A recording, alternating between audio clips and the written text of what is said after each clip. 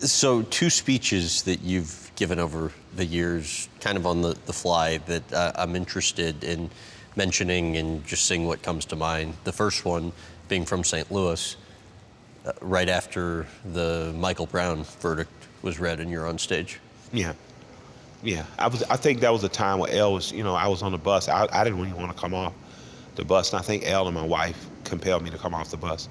And meeting Elle and befriending him and forming a brotherhood has been one of the greatest things for my belief in humanity. It could be because we're different races, different ethnicities. We come from two different places, one a liberal north, one a more conservative, a liberal white northern, more of a conservative black Christian background. And, Elle compelled me to come out. He said, I'm just going to stand with you and for you to say whatever might be moved on your heart to say. And I got out and I looked at this audience that's full of me and LPs, full of black folks, white folks, men, women. And I know that in the moment I have to say something because people deserve the fuel that it takes to keep on believing, that people deserve real hope that's actionable. And that hope is oftentimes them. The fact that you're in this room together disproves that this country has a problem that's unfixable, that's going to lead to an ultimate civil war and with the invasion of a foreign force like Red Dawn. So I believe in St. Louis because I've seen people there gather around hip hop that didn't look like each other, that weren't like each other, that didn't feel compelled to take the side of the state versus the people. And when it comes to the state versus the people, I'm always going to lean toward the people more.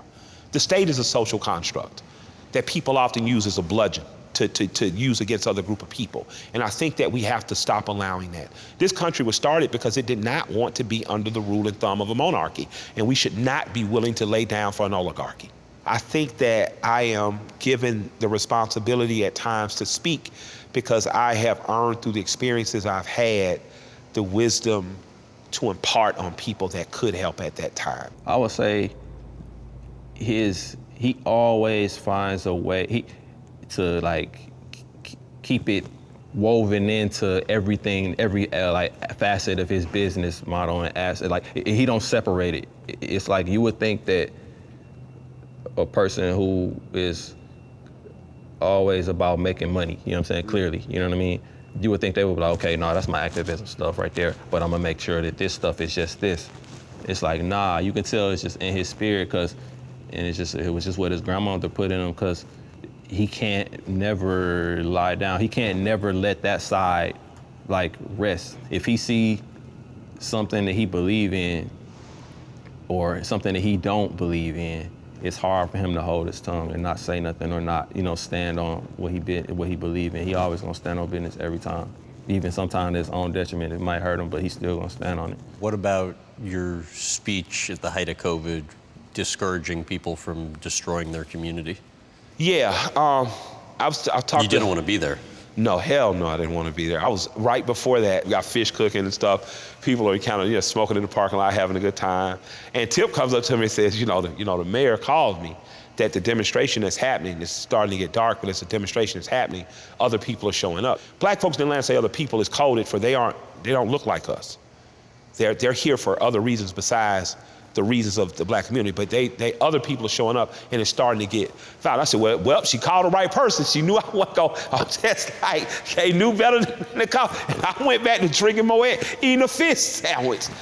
And he moseyed along, changed clothes a few times, and he said, well, if you don't go, I ain't going. This about an hour later, he done approached me about 2-3 times. And I'm just like, damn, you cannot allow your brother to go into battle and not be there with them. So I'm just like, well, you finally said what it was gonna take to get me there. I'm here just like, damn. I'm walking, walking down the hallway of policemen, and many of the policemen know me. The younger policemen know me because my cousin is on the force. The older cops know me from when my dad was on the force. So I'm just like, I'm walking down this hallway like they're still black men for the most part, in working class ways. So there's a level of expectation of encouragement, like do something good so we don't have to do what Kishi's yelling at us not to do yet. And Tip talks and I'm just like, oh, we out. And then he's just like, your turn. And I didn't get up. I was wearing a Kill Your Master shirt. I didn't want to, that's not what I would have picked to go to. Right. You know what I mean? And I'm just like, and I just get up there and I tell the truth. I love and I respect you. I hate I don't have more to say. I hate I can't fix it in a snap. I hate Atlanta's not perfect for as good as we are. But we have to be better than this moment. We have to be better than burning down our own homes. Because if we lose Atlanta, what else we got? We lose an ability to plot, to plan, to strategize, to organize, and to properly mobilize. What I was telling people is that you cannot let your anger, deserved anger, in this time of being angry, let you get so angry that you burn down your own fortress in a time of war when people need a place to plan. Atlanta is truly a mecca for black people to have opportunity. It does not guarantee you're going to win. It does not mean you will not meet failure. But when a big fancy car drives by, both black, white children, and other children, other ethnicities expect to see somebody look like me, and they don't expect for that person to sing and dance. When a big building and offices, people are never surprised when someone like me walks out of the door. This conversation ain't no more important because you white and I'm black. It's just normal. But you have to take advantage of the opportunity.